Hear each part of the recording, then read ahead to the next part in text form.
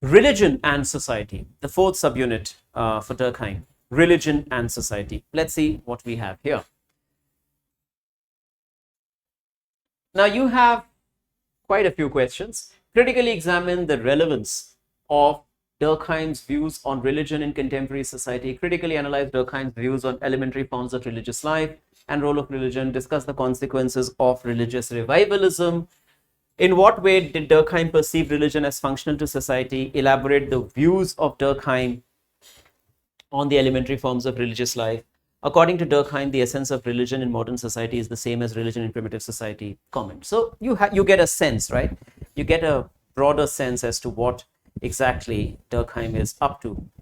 Now here again, we have to think about some of the stuff. So for example, this elementary forms of religious life, right? This is important.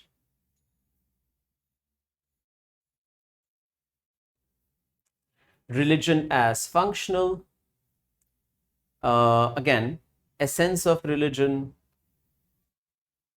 and just views on religion, relevance, etc. So you get a sense of what kind of thematics UPSC is interested in. Whenever you're writing on religion, once again, please start with the core reference that Durkheim wrote this famous work, The Elementary Forms of Religious Life, wherein his most pivotal commentary or his most significant set of remarks vis-a-vis religion are to be found. So this is 1912, The Elementary Forms of Religious Life.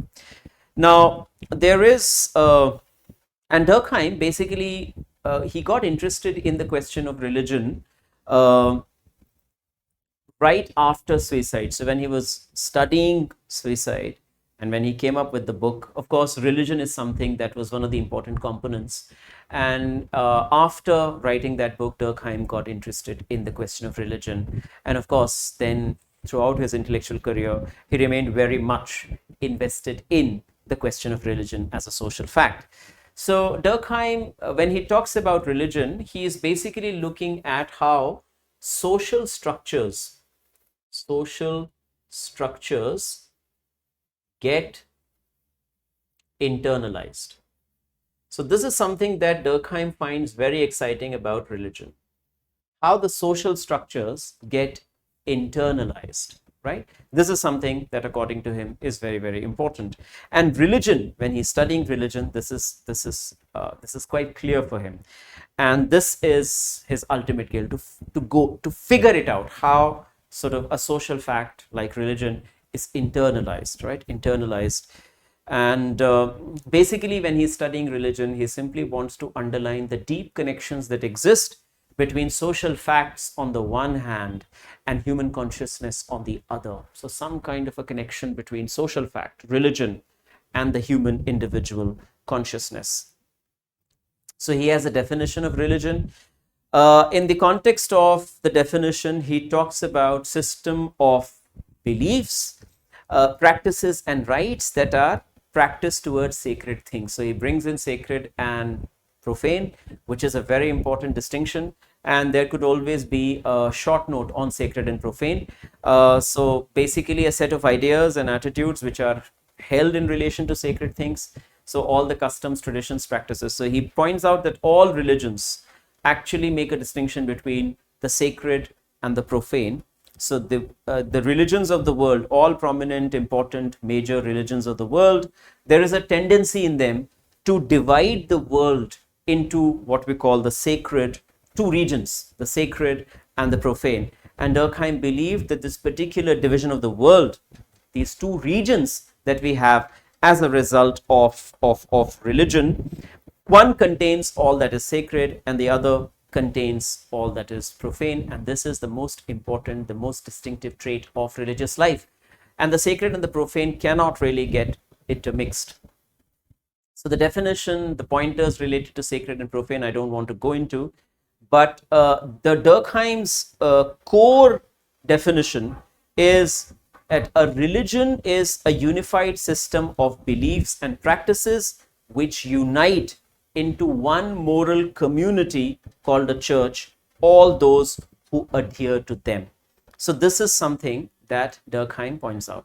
Of course, he disagrees with definitions that have to do with, he disagrees with naturism, he disagrees with animism, because he does not believe that this really captures the elementary form of religious life, the core essence of religious life.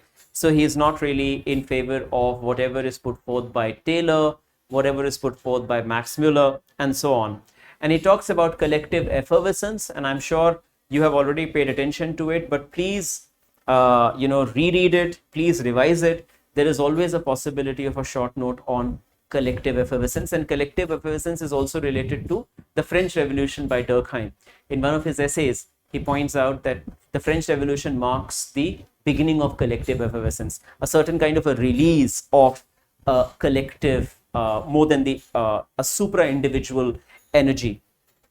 So you have, and then totemism, there is always a possibility of a short note or, a question on totemism. So if you can work out important pointers in relation to totemism, that will be great. So just work on some good authentic definitions. For example, the Blackwell Dictionary of Sociology has a fantastic definition of totemism, which says totemism is a form of religious institution organized around a shared cultural belief in sacred objects called totems. So this is the definition that you can very well have for your introduction if you have in mind preparation for a short note or a question on totemism in particular.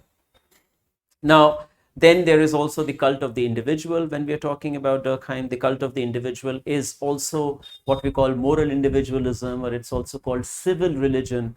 This is where we are talking about religion in the modern world, the world in which we live, wherein Durkheim, the cult of the individual is referred to in 1893 Division of Labor, but it is something that is very significant, quite significant in the Durkheimian theory of religion. So, for example, this idea that whether the Durkheim, whether his the theory really has any sense to offer in the modern society. So this idea of the cult of the individual is a very important idea, the idea of civil religion, because Durkheim points out that society, even if they do not become secular, basically societies keep coming up with new foundations of religion. So he does not say that the Western society became secular after the French Revolution. He points out that actually they had come up with a new foundation of religion. So religion acquired a new shape and a new meaning and a new form.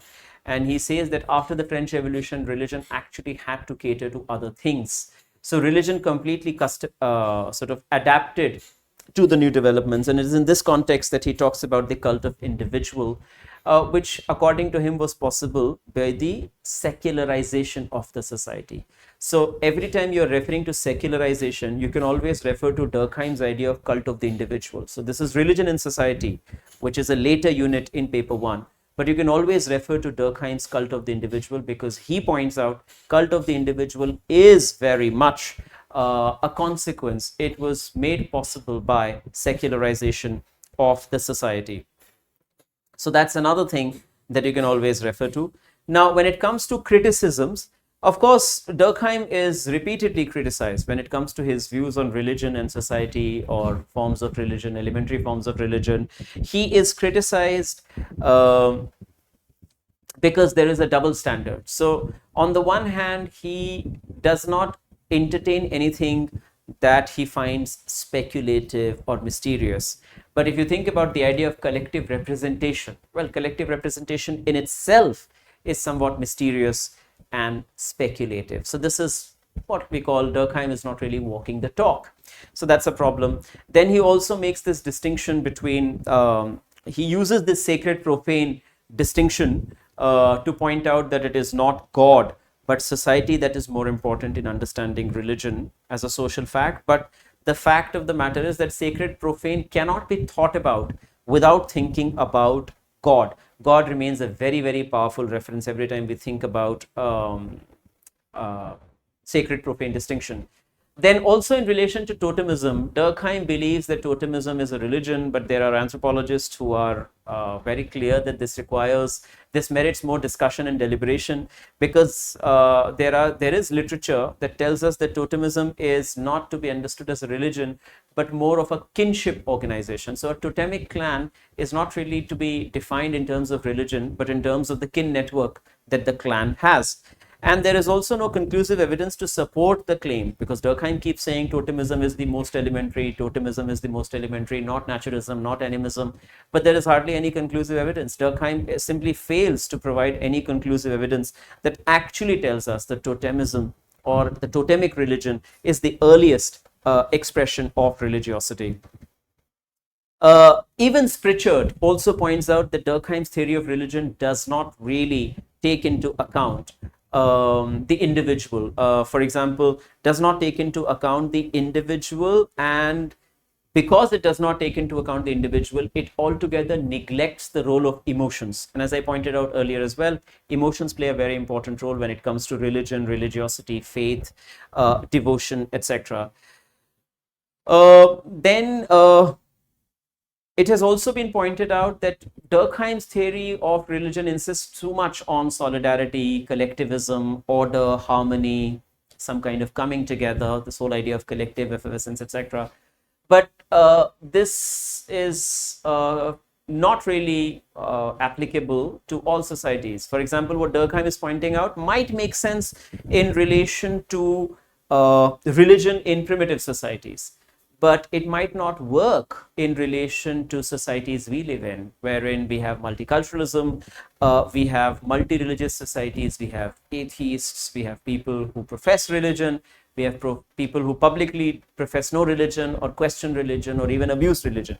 Now, in that kind of a society, the Durkheimian theory does not really offer much help, because here religion is actually a source of conflict, religion is a source of violence, unfortunately, quite often. So these are some of the issues with religion in society or elementary forms of religious life. With this, we come to an end of our session on Durkheim. I hope that whatever was shared with you, you could take a note of the important bits, and you attended to some of the friendly advice that I offered in the course of the video. Thank you very much for your patience. Thank you very much for tuning in, and I'll see you very soon with another video, this time on Max Weber. Thank you, take care, all the best.